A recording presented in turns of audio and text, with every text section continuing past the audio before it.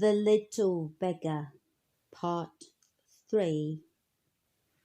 The objectionable word was omitted, but the man scarcely heard the words at all. For a mist swam before his eyes. The street lamps grew blurred and distant. The drizzle thickened in the air. He still heard the wild, sweet song of the bird, still knew the west had gold upon its lips. It was the rest of the world about him that grew dim. Strange thoughts rose in a cloud. Reality and dream played games, the games of childhood through his heart.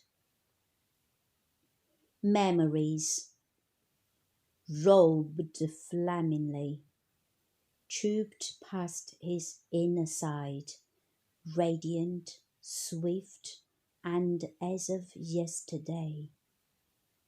Closing his eyelids for a moment to the outer world.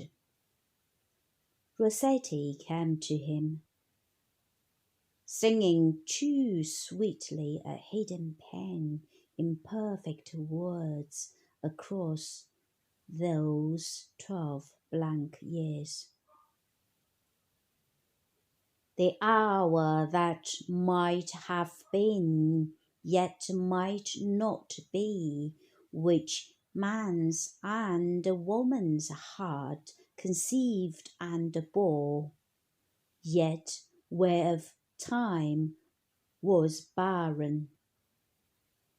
In a second's flash the entire sonnet, stillborn love, passed in this inner screen.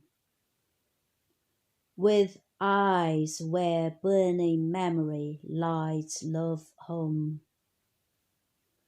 Mingled with this, or in an instant of time, came practical thoughts as well. This boy, this ridiculous effort he made to carry this ridiculously slight bag, the poignant tenderness, the awakened yearning. Was it a girl dressed up? The happy face, the innocent, confiding smile, the music in the voice, the dear, soft blue eyes.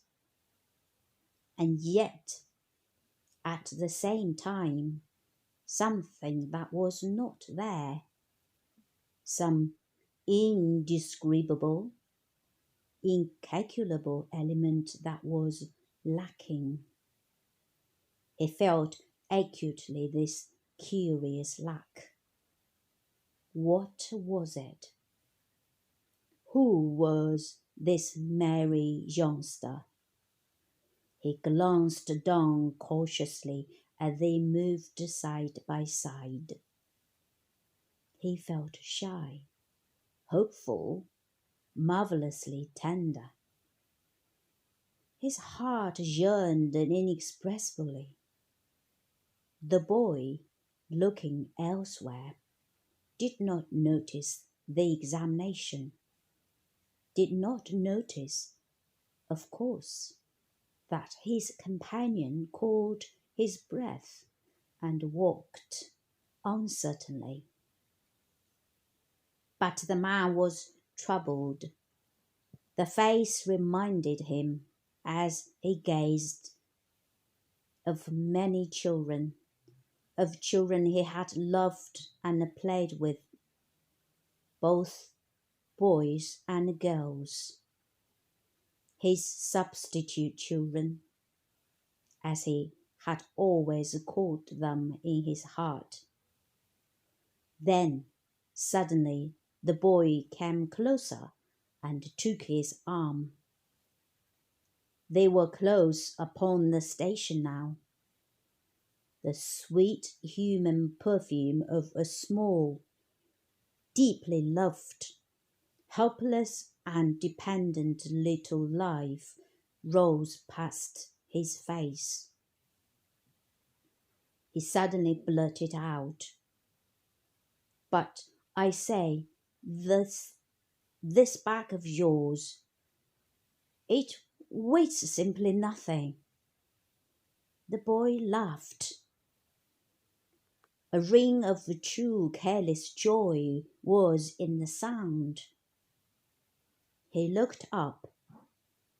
"Do you know what's in it?" "Shall I tell you?" He added in a whisper. "I will, if you like." But the man was suddenly afraid and dared not ask. "Brown paper, probably," he evaded laughingly. "Or birds' eggs. You've been up to some wicked luck or other?"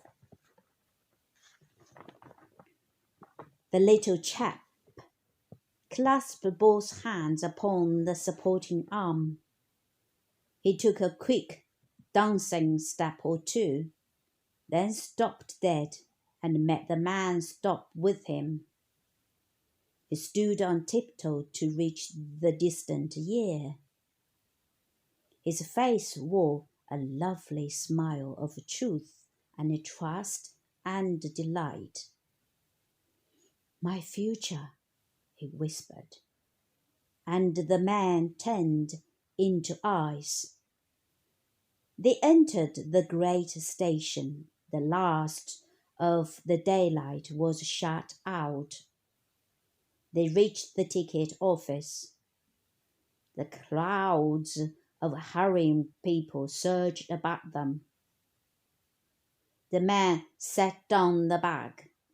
For a moment or two, the boy looked quickly about him, to right and left, searching, then turned his big blue eyes upon the other with his radiant smile. "She's in the waiting room as usual," he said. "I will go and fetch her, though she ought to know you're here." He stood on tiptoe, his hands upon the other's shoulders, his face thrust close. "Kiss me, father. I shan't be a second." "You little beggar," said the man, in a voice he could not control. Then, opening his big arms wide, saw only an empty space before him.